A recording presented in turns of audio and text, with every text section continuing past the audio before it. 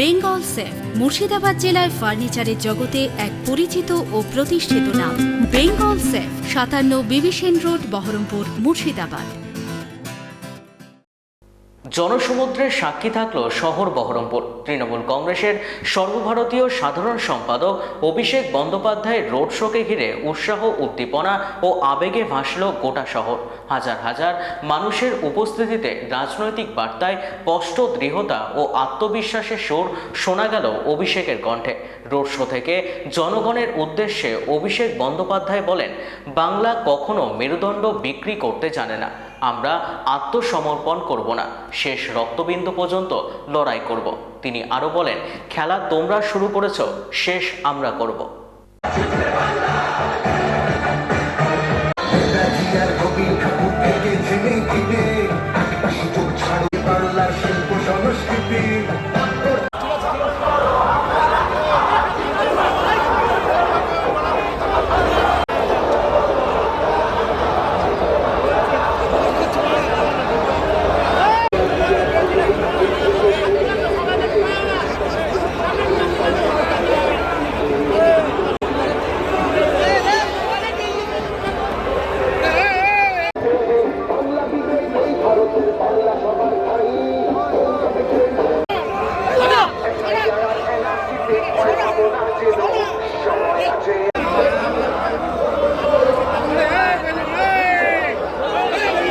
যারা আজকে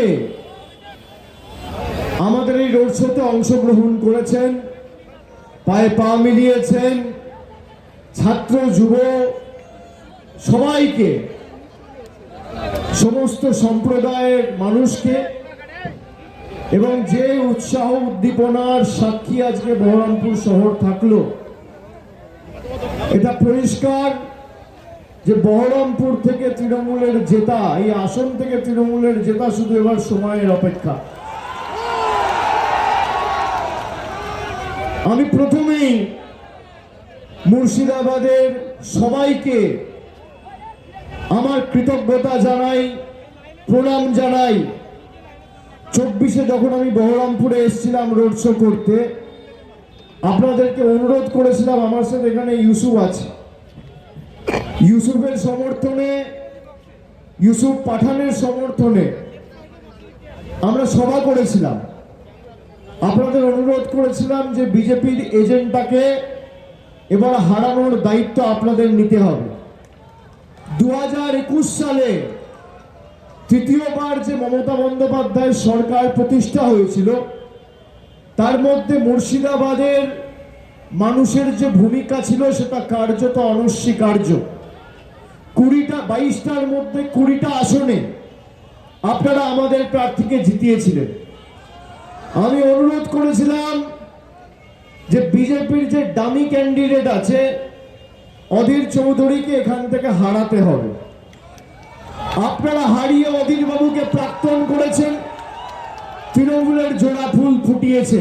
মুর্শিদাবাদ 22 নয়, 21-1 নয়, 19-3 নয়, 22-0 করতে হবে মামাটি মানুষের পক্ষে। আর আমি আপনাদের কথা দিচ্ছি, 22-0 যদি হয়, তৃণমূল 250+, কেউ আটকাতে পারবে না। আপনাদের দায়িত্ব 22-0 করা, আমার দায়িত্ব 250+ করা। আর এসআইআর নিয়ে কেউ চিন্তা করবেন না, অযথা চিন্তা করার কোনো কারণ নেই। প্রত্যেকটা হিয়ারিং সেন্টারের বাইরে তৃণমূল কংগ্রেসের ক্যাম্প রয়েছে, প্রত্যেকটা অঞ্চলের বাইরে, মানে অঞ্চলে, ওয়ার্ডে তৃণমূলের ক্যাম্প রয়েছে। তাদের বিরুদ্ধে মুর্শিদাবাদকে এক হতে হবে। মুর্শিদাবাদে কোন রকম ভাবে কোন বুথে যদি কেউ বিজেপির বিভাজনের রাজনীতির বীজ বপন করে বিভাজন তৈরি করতে পারে, তাহলে মুর্শিদাবাদ দুর্বল হবে আর বিজেপি শক্তিশালী হবে। আর আপনারা যেভাবে 21, 22, 23, 24 ছিলেন, সারা ভারতবর্ষে দেখুন, অন্য যেখানে রাজনৈতিক দল রয়েছে, বিজেপি যেখানে লড়েছে জিতেছে, আর বাংলা একমাত্র জায়গা যেখানে তৃণমূল ধারাবাহিকভাবে বিজেপিকে হারিয়েছে। বেলডাঙ্গার যে ঘটনা, আলাউদ্দিন শেখের যে ঘটনা, আমি শোনার পর সঙ্গে সঙ্গে ঝাড়খণ্ডে মুখ্যমন্ত্রীর কার্যালয়ে কথা বলেছি। আমি তাকে বলেছি, এই ঘটনার পিছনে যদি কেউ দায়ী থাকে আপনি তদন্ত করে তার বিরুদ্ধে ব্যবস্থা নেবেন। তারা আমাদের আশ্বাস দিয়েছেন যত দ্রুত সম্ভব রাজ্য পুলিশ প্রশাসন ঝাড়খণ্ডের কাজ করছে, কিন্তু আইন কেউ হাতে তুলে নেবেন না। আইন হাতে তুলে নিলে লাভ বিজেপির, লাভ এই গদ্দার গুলোর। আপনাদের এটা মাথায় রাখতে হবে, কারোর উস্কানিতে পা দেবেন না। এখানে ইউসুফ আছে, কালকেও আমাকে ফোন করে বলেছে আমি বেলডাঙ্গা যেতে চাই। আমি বলেছি আজকে আমার র্যালি আছে বেলডাঙ্গায়, কালকে যেহেতু ঘটনাটা ঘটেছে তাদের একদিন দুদিন সময় দাও। আজকে আমাদের মিটিং এর পর আমাদের বিধায়ক সাংসদ সবাই মিলে আলাউদ্দিন শেখের পরিবারের পাশে গিয়ে দাঁড়াবে এবং রাজ্য প্রশাসনের তরফ থেকে মুখ্যমন্ত্রীর নির্দেশে জেলা প্রশাসন ইতিমধ্যে 2 লক্ষ টাকার আর্থিক সহায়তা এবং তার স্ত্রীকে চাকরি দেওয়ার সিদ্ধান্ত ঘোষণা করেছে। এটাই আমাদের মানবিক সরকার। অপরিকল্পিত এসআইআর এর কারণে আজকে 2 মাসের মধ্যে প্রায় 84 জন মানুষ মারা গেছে, 116টা আত্মঘাতীর ঘটনা ঘটেছে। যারা সুইসাইড অ্যাটেম্প করেছে তার মধ্যে 84 জন মারা গেছে। আপনি ভাবুন, হঠাৎ ইচ্ছা হলো আজকে লাইনে দাঁড়িয়ে নাগরিকত্বের প্রমাণ দিতে হবে। কে হে তুমি, তোমাকে নাগরিকত্বের প্রমাণ দেবে? আমি কি খাবো, আমি কি পড়বো, আমি কোথায় হাঁটবো, আমি কার সাথে কথা বলবো, কি রঙের জামা পরবো, বিজেপির নেতারা ঠিক করবে? আপনি দেখেছেন বিজেপিকে গালাগালি দিয়ে গত 5 বছরে, 7 বছরে, 10 বছরে, 12 বছরে যবে থেকে মোদীর সরকার দেশ চালাচ্ছে, রাজ্য কংগ্রেসের কোন নেতা একটা সাংবাদিক বৈঠক করে এদের বিরুদ্ধে সরব হয়েছে?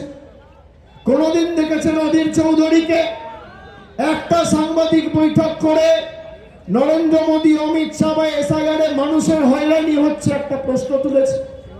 দেখেছেন কেউ? সকাল বিকেল তৃণমূল কংগ্রেস আর মমতা বন্দ্যোপাধ্যায়ের আমার বাব্বা পান্ত করে। বাংলা মেরুদণ্ড বিক্রি করতে জানে না। আমরা আত্মসমর্পণ করব না, শেষ রক্তবিন্দু পর্যন্ত লড়াই হবে। খেলা তুমি শেষ করেছো আর খেলা আমরা শেষ করব। তুমি শুরু করেছো, আমরা শেষ করব। বাংলার মানুষকে বঞ্চিত করে রাখার খেলা। ভেবেছিল বাড়ি দেবো না, বাংলার মানুষ বাড়ি পাবে না। গত বছর মুখ্যমন্ত্রী 12 লক্ষ বাড়ি দিয়েছে, আগামী 15 দিনের মধ্যে 20 লক্ষ লোককে বাড়ি দেবে আমাদের সরকার। তোমাদের দরকার নেই অবদান। ভেবেছিল রাস্তার টাকা আটকে রাখবো, গ্রামে গঞ্জে প্রান্তিক মানুষ রাস্তা পাবে না। গত মাসে ডিসেম্বর মাসে মুখ্যমন্ত্রী কৃষ্ণনগর থেকে পথশ্রী রাস্তা শ্রী 4 ঘোষণা করে 20,000 কিলোমিটার রাস্তা 8,000 কোটি টাকা খরচা করে রাজ্য সরকারের কোষাগার থেকে তৈরি করছে। কাজ করলা, তোমার টাকাও লাগবে না, তোমার নামও লাগবে না, যাও যা করার করো।